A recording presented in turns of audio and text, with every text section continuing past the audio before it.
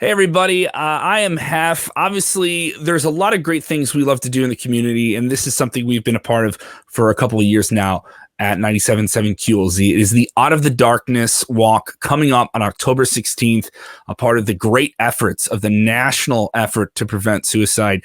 Angela Cummings is here with me today. Angela, tell them about your role, the organization you're with, the American Foundation for Suicide Prevention, and why this walk is getting bigger and bigger every year, and why this past year it's become a whole different challenge now with mental health. For sure. Okay, so I'm Angela Cummings. Hello, everyone. I've been on QLZ a couple times before, and I'm always happy to come back and talk to these listeners. It's an absolutely great audience.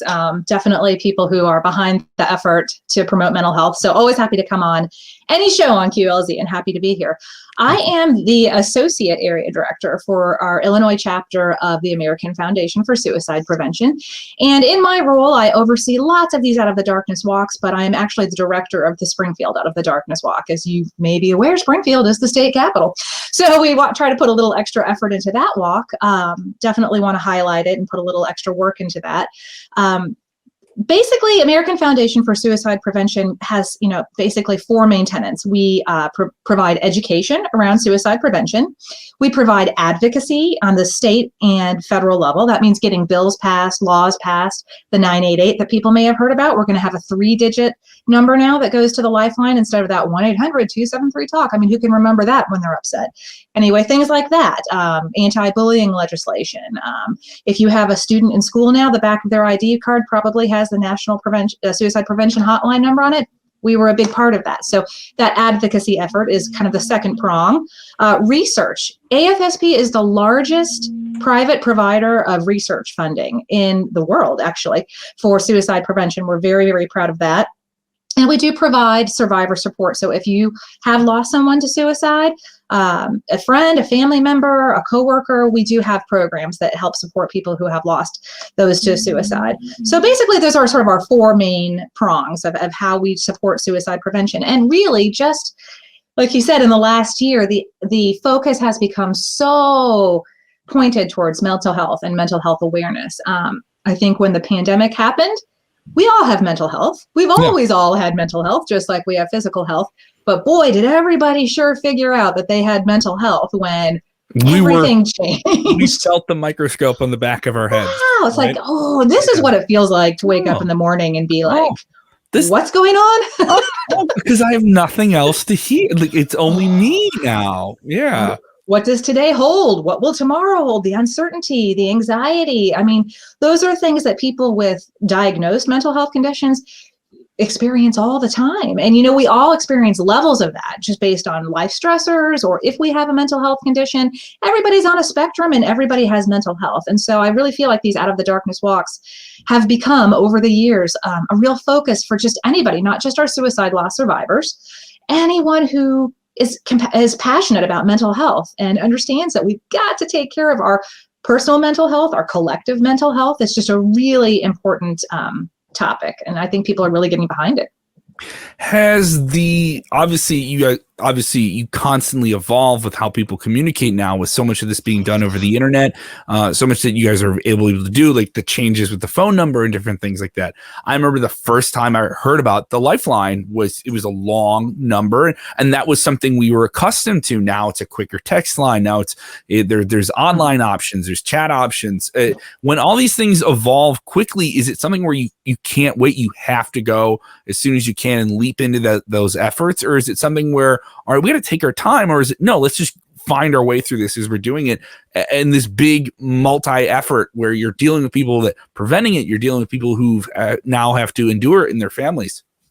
Well, I mean, I think in suicide prevention, time is critical. In fact, it's the most critical piece. Yeah. The best thing that you can do for someone who's in a crisis is just to stay with them. And because what we know is that suicidal crisis will a lot of times pass, and those strong feelings of wanting to harm oneself will come down if you just allow people time and space to, in a safe space, allow some time. So yeah, when we have opportunities like this, when technology gets a little bit ahead of us, we are sprinting to catch up with that technology. We want to make it as easy as possible for people to immediately find that help, because as I said, time is critical. Suicide or an attempt at suicide is a very impulsive act most of the time.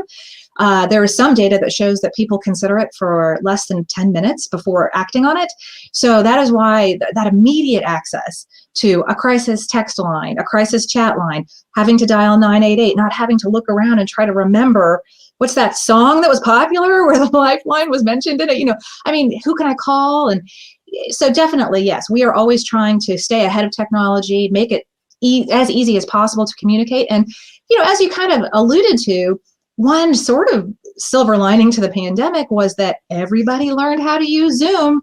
Oh boy, they sure learned how to use Zoom pretty quickly. And we were actually able to, last year in 2020, and even up through now, deliver more programming to more people in Illinois than we ever have, because sure, maybe it's hard for you to get out on a weeknight and come to a presentation, or Saturdays are hard. Your kids may have activities. You may have activities. You may be going to school on the weekends. Those lunch and learns that we would do at companies, that's fine, but sometimes people can't come to them. We could get over 200-300 people at a Zoom presentation, just doing it, virtually that way. So we were actually able to reach a lot more people with our programming over Zoom. And we are going to plan to continue to do that even now when we're returning to in-person events, knowing that it's just going to work out for some people a lot better to be able to sit in the comfort of their home, in their pajamas, maybe not in a room with other people while they're thinking about these hard topics. Maybe being able to turn off your camera is going to be a good feeling to people if they're starting to, have some feelings around this topic. But there's still an intimate connection, There is. There's a different connection you and I are having now. Sure. Oddly, I've doing radio through the years, you've had people reach out to you, and it's just because you've heard about this. One of the craziest times I've ever had, I was on air on Christmas Day, and I had to talk to someone, and then there was, all right, we got to connect this person with Lifeline. This was, I want to say I was maybe a year or two in the radio, and it was a very harsh situation, but it was like a slowed down thing. And there was another broadcaster down the hall at a different station, and I was able to get them. They're like, we've dealt with this before. And then I had to keep telling myself, like, this happens a lot. And it's kind of that sense of we lose ourselves in the human condition. We're not really thinking 4 inches past our own fingers. Is there something now with this new level of communication that we have with each other that is opening up more people's eyes to this, where they have a greater sense of paying attention to those warning signs in their friends and family? And what are the common warning signs for people who may or may not know? So, yeah, I would say that, yes. I think it's just the topic it's been discussed in public. It's been discussed in companies. It's definitely been discussed by performers. You see, we actually did a partnership with Billie Eilish, and that was one of our best viewed broadcasts that we ever did. It's not, my demographic of music, but my kids were all over that. Billie Eilish was talking about AFSP and suicide prevention. So I do think, even though it's virtual, there are different opportunities for connection, for sure. There are people who came onto our presentations that I had seen their names for years. They had never made it out to an in-person presentation. I said, oh, that's what you look like. Now we would, if we saw each other on the street, we would say, oh, hi, Angela. Oh, hi, Jim. We would actually know each other. But yes, to your point, I think it just became so in the forefront of everyone's mind and so openly discussed over the pandemic and in all forms of media that people really did start to learn those warning signs. And, those are things like mood, behavior, and talk. The mood changes. That can be up or down. That kind of surprises people sometimes. Obviously, you think of someone as becoming suicidal, they're going to start acting really depressed or down and withdrawn. Definitely those things can happen, but they can also go the other direction and start to act like really hyper and sort of elevated more than they would.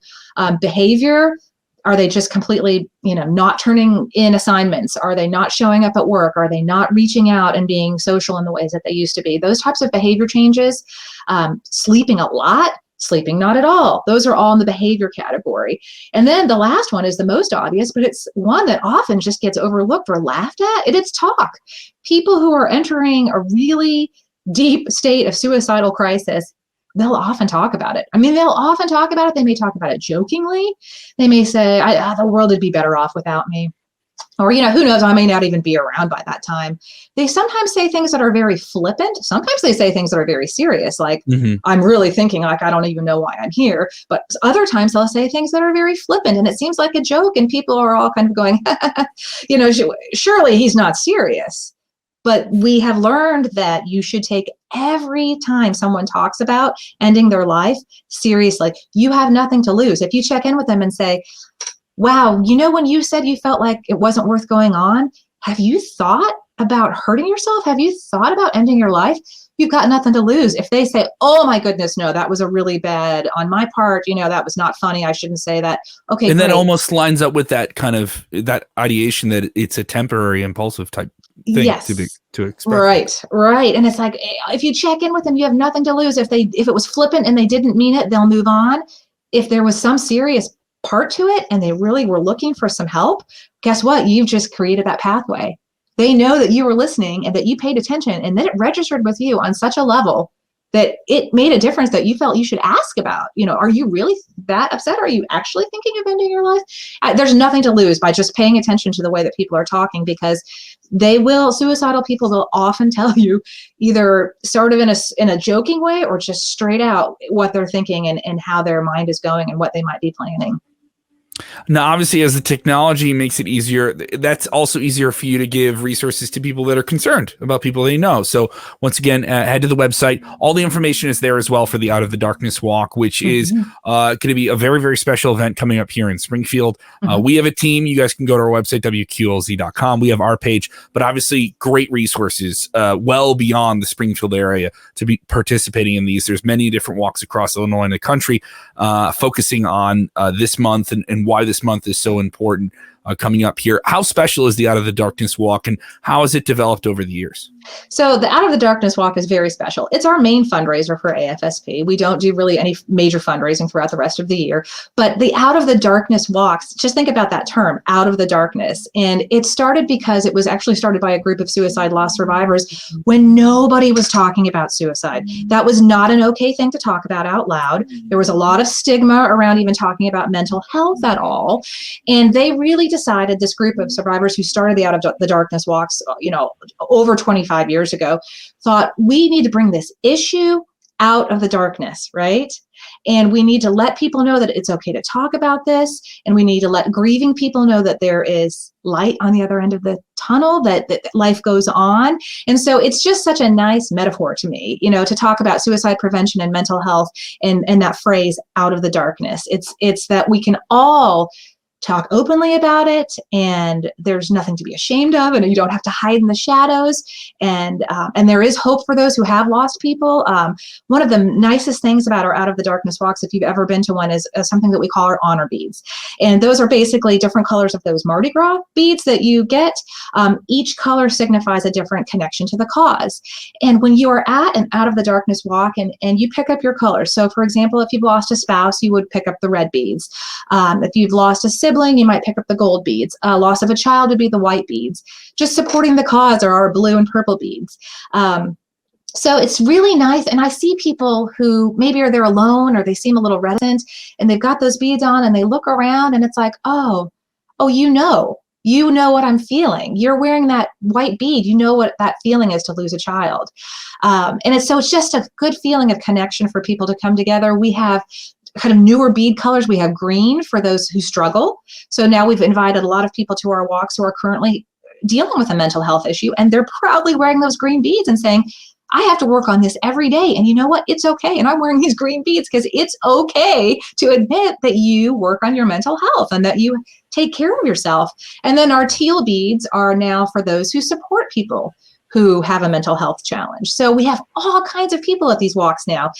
Lost survivors, of course, and that's how it started. But now we have people who have struggled, maybe have made an attempt, are currently receiving mental health treatment. Just those who are passionate about the cause. That's a lot of teachers. Teachers that's right in the forefront for them, their kids, their students' mental health. Parents, for example, mental health professionals, just regular health professionals, doctors. So those are all the types of people that come out to our Out of the Darkness walks now. It's just become a really big tent. And we're just really proud of that. Doing absolutely fantastic work. Like it's a very, very meaningful thing.